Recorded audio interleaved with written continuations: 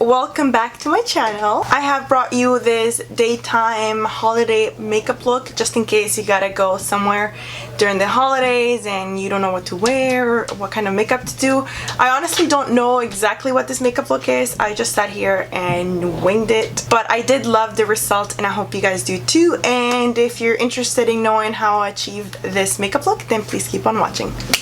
Hi guys, so to start this makeup look off, I'm using MAC Fix Plus as a primer, and then I'm gonna use my Soft Ochre Paint Pot by MAC, and this is going to be an eyeshadow primer, and I really love this too because it covers my veins, discoloration, and it really makes the eyeshadow pop.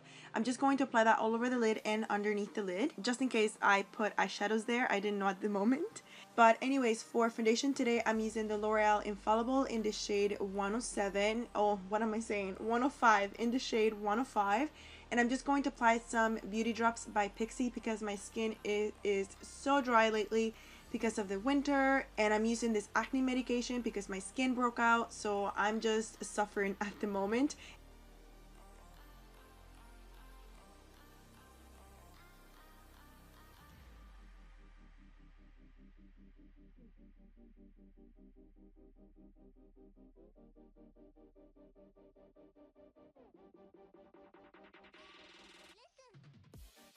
So for concealer today, I'm using the Studio Fix in the shade NC20, and I'm just going to apply that a little bit underneath my eyes just to cover the dark circles, and then I'm going to apply that on the areas that I also want to highlight and on the areas that I feel that I need a little extra coverage. So once I do that, I'm just going to blend that out with my damp beauty blender, but just before I blend it out, I'm also going to apply 1 or 2 drops of the PIXI oil, the beauty oil, just to change the consistency in the concealer, make it a little more hydrating and easier to blend, which is great, of course.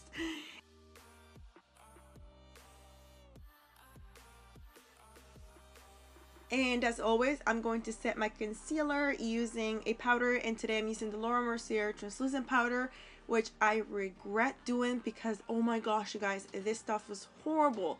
It dried up my skin so bad after a few hours. My skin, like I mentioned, it's been so dry lately and I'm usually oily, so I never have this problem. But anyways, I was shocked on what it did to my makeup. It just dried my skin so bad. It felt so tight, I couldn't even smile, and then it started to crease. It was just so horrible. There was like scaly skin coming off. It was just so bad. So I recommend not to use it if you have dry skin. Just a heads up. And now I'm just gonna bronze up my face using this Maui bronzer from Sephora. It's really good. I'm just gonna apply that on the areas that I usually do, which are the hollows of my cheeks, the sides of the forehead, on the forehead, and on the jawline. And I apologize if the voiceover is a little quieter. I'm working with new equipment, so I'm trying to figure it all out, so just turn the volume up.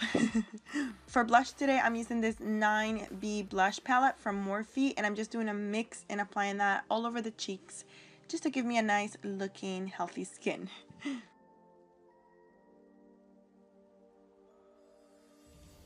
I did my eyebrows off camera because I included in every single tutorial. If you're interested, I'll leave the video in the description box.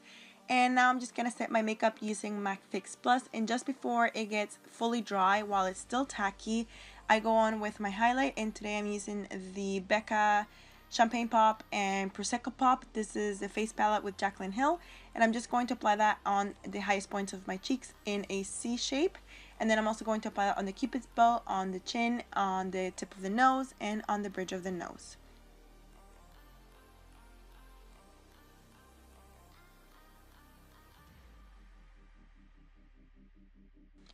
Once I finish highlighting, I go on and I do my contouring. I'm using the Wet n Wild bronzer, and this stuff is super good. I love the shade. It's super natural. It gives you the natural shadows in quotation marks. And once I create shadows on the sides of my nose, I go back in with the Real Technique blending brush and I blend that away just to make sure there are no harsh lines. And I also blend that with my fingers, again, just to maximize in the blending. There's never enough blending.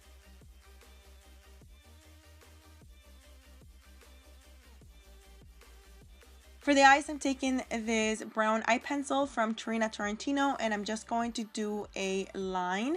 I'm not going to wing it, just a subtle line as close to my lash line as possible.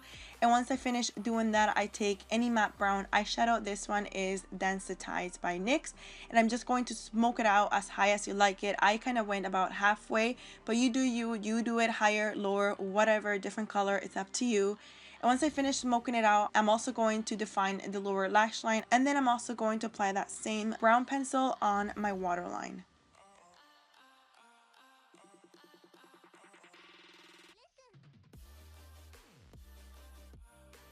Now I'm taking Heavy Metal Glitter from Urban Decay, and I'm just going to apply a few coats on the tear duct area, and then I'll let it dry and apply another coat until I have enough glitter and you can see me from the moon. I'm joking. Now I'm just going to apply some mascara. This one is the L'Oreal Telescopic. I'm just going to coat my upper and lower lashes. For lashes today, I'm using KOKO lashes in the style SOHO, and then again applying more glitter. Meanwhile, the lash glue gets tacky. Again, it's best to let this glitter dry in between coats. And now I'll just apply my lashes as usual. Place them in the center, and then I place the outer corners as close to my lash line as possible.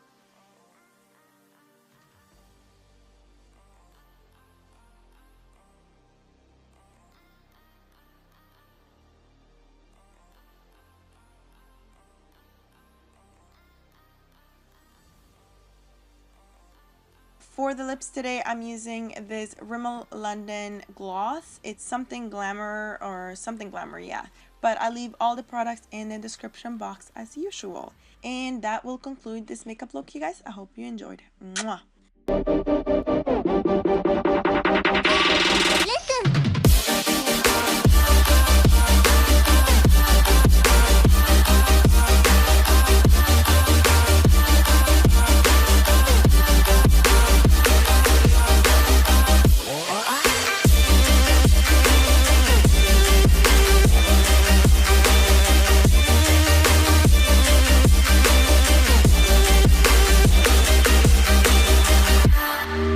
So this is it for this makeup look, you guys. I hope you enjoyed, and if you're wondering, yes, I did my own choker.